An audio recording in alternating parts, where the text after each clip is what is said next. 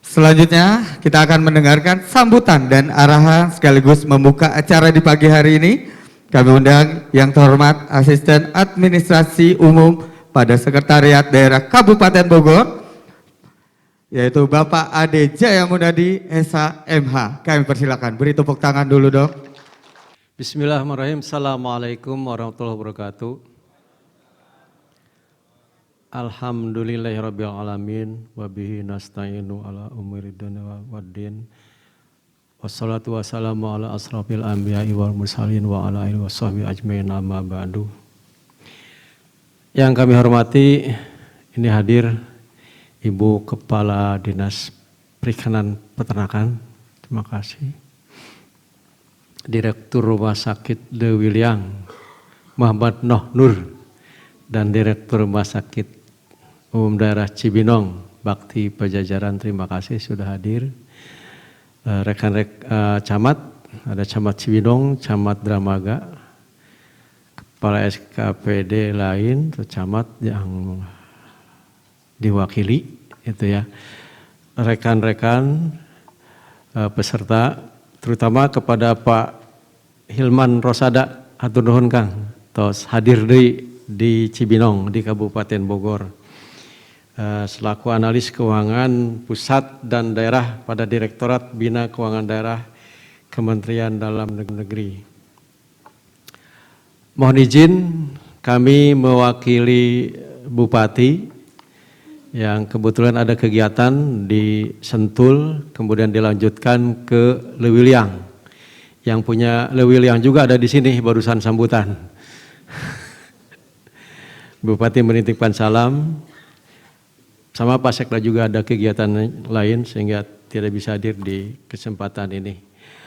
Rekan-rekan sekalian, semalam Bupati menyampaikan bahwa tidak terasa kita tinggal 14 hari lagi meninggalkan tahun anggaran 2025 dan memasuki tahun anggaran 2026.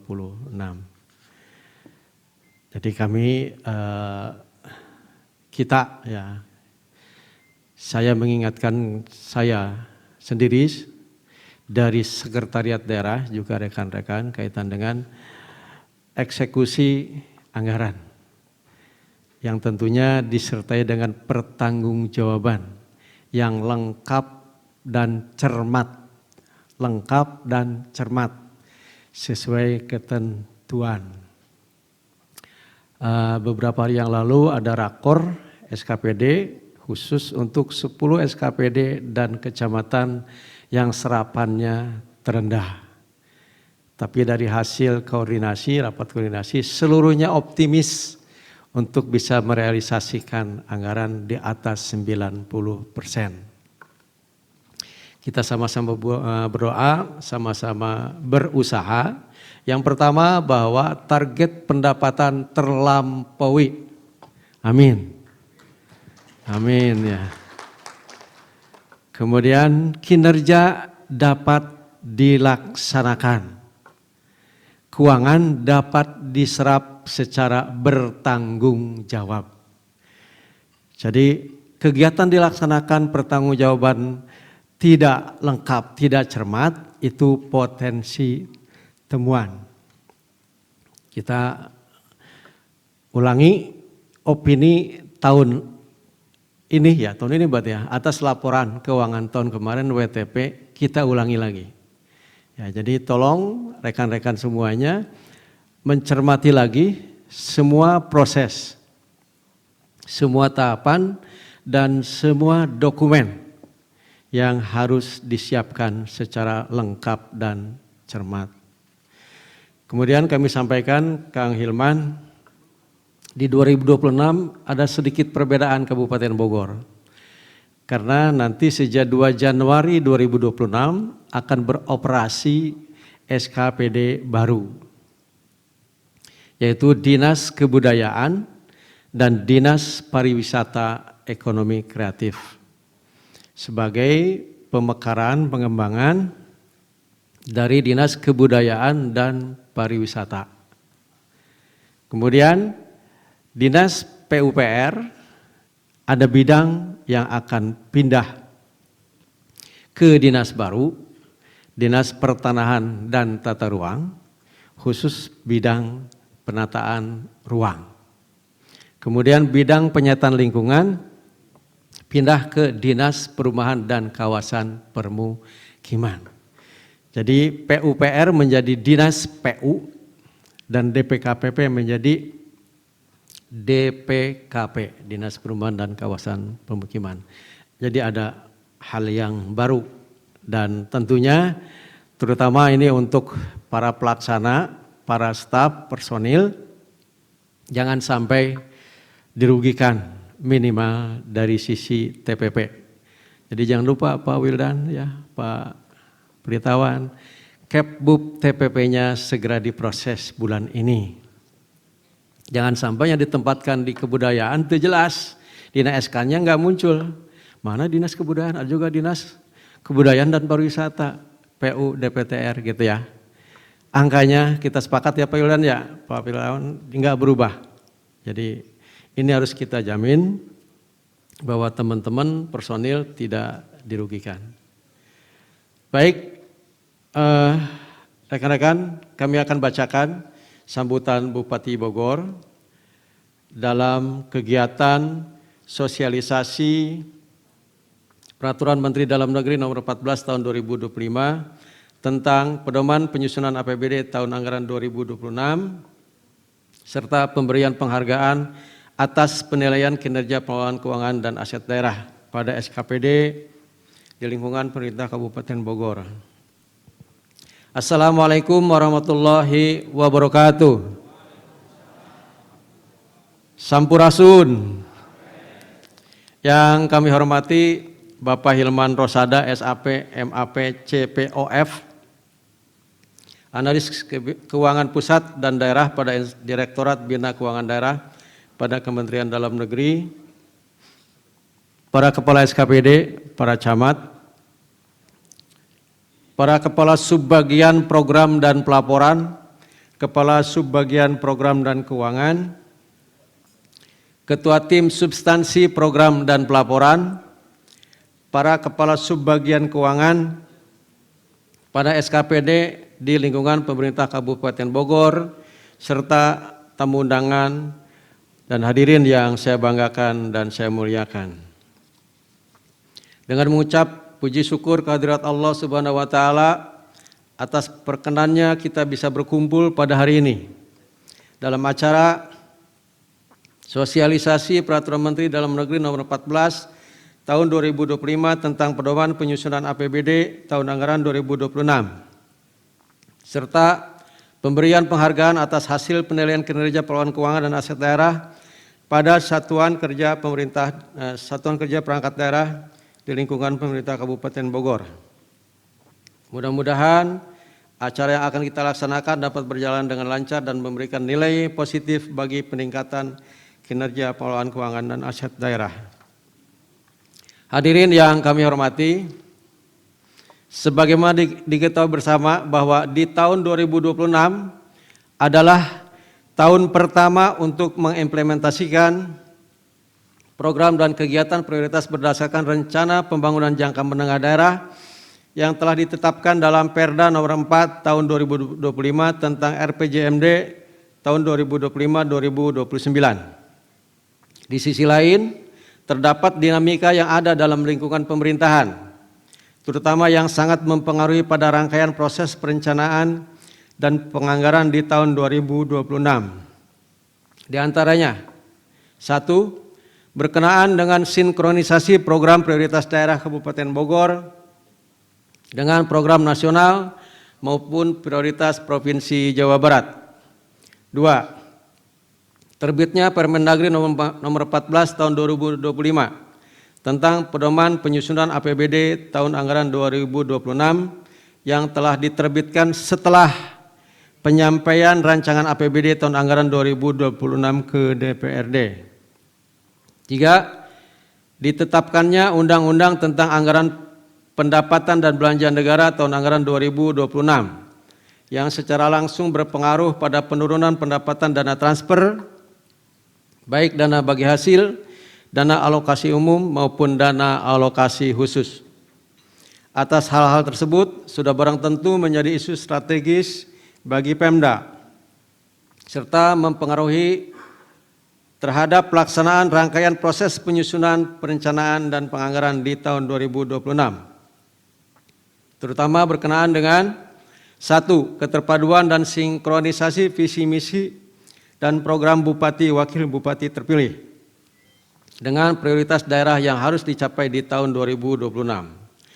2. Sinkronisasi program prioritas yang harus dicapai sebagaimana amanah dalam Perda nomor 4 tahun 2025 tentang RPJMD tahun 2025-2029. 3. Sinkronisasi keterpaduan program dan kegiatan tahun 2026 antara daerah, kabupaten, kota, provinsi, dan pusat yang harus disesuaikan. 4. Penurunan pendapatan daerah yang bersumber dari dana transfer dalam APBN tahun 2026 sehingga berdampak pada harus adanya program prioritas yang dilaksanakan di tahun 2026 menjadi mundur dan tidak dilaksanakan. 5. Pengelolaan dana-dana yang bersumber dari dana transfer dari aspek penggunaan dan pertanggungjawabannya lebih ketat. 6. Kebijakan pengangkatan pegawai pemerintah dengan perjanjian kerja baik P3K penuh waktu maupun P3K paruh waktu. Hadirin yang saya banggakan, dalam konteks kegiatan pada hari ini, yakni sosialisasi Permendagri 14 tahun 2025 tentang pedoman APBD 2026, dimohon kepada narasumber dapat memberikan penjelasan, memberikan pandangan-pandangan yang komprehensif dalam penyikapan atas isu strategis dan permasalahan yang ada kepada peserta yang hadir, agar menjadi bahan pengkayaan dalam pelaksanaan rangkaian proses perencanaan dan penganggaran tahun 2026. Pada kesempatan ini, saya mengajak kepada seluruh komponen Pemda yang hadir pada kesempatan ini, yaitu para pemangku kepentingan, terutama para pengelola keuangan di SKPD, untuk berpacu dan bersinergi bersama-sama dalam mewujudkan impian yang telah diamanatkan dalam RPJMD, yakni mewujudkan Kabupaten Bogor Istimewa dan Gemilang. Sesuai dengan lingkup tugas dan peran yang diemban masing-masing SKPD, sejalan dengan yang diamanatkan dalam peraturan perundang-undangan melalui 1. Optimalisasi pencapaian sasaran program dan kegiatan, terutama yang berkenaan dengan pencapaian sasaran pembangunan yang diamanatkan dalam RPJMD. 2. Perhatian khusus dari SKPD yang melaksanakan kegiatan anggaran yang bersumber dari dana-dana yang diarahkan, antara lain dana alokasi umum, dana alokasi khusus, dana bagi hasil cukai hasil tembakau, dana desa yang bersumber dari APBN, bantuan keuangan dari pemerintah Provinsi Jawa Barat. Terus lakukan evaluasi dan percepatan pelaksanaan anggaran sebagaimana dimaksud dengan mempedomani ketentuan peraturan perundang-undangan, terutama yang berkenaan dengan batas akhir waktu pelaporan dan pelaksanaan kegiatan, untuk menghindari keterlambatan proses pelaporan dan pelaksanaan kegiatan yang berdampak pada sanksi tidak disalurkannya dana dimaksud. 3. Mencermati kembali catatan dan arahan dari para narasumber dalam rangka optimalisasi pelaksanaan proses perencanaan dan penganggaran tahun anggaran 2026. Pada kesempatan ini, izinkan kami menyampaikan kepada perwakilan dari Kementerian Dalam Negeri yang saat ini menjadi narasumber pada acara sosialisasi Permendagri 14 tahun 2025 berkenaan dengan implementasi amanat dari Perpres nomor 95 tahun 2018 tentang Sistem Pemerintahan Berbasis Elektronik atau SPBE, dilaporkan bahwa pemerintah Kabupaten Bogor sudah bertransformasi untuk mengimplementasikan digitalisasi dalam tata kelola pemerintahan, termasuk di dalamnya yang berkaitan dengan implementasi digitalisasi tata kelola keuangan. Perkenankan kami menayangkan video digitalisasi yang dilakukan oleh pemerintah Kabupaten Bogor.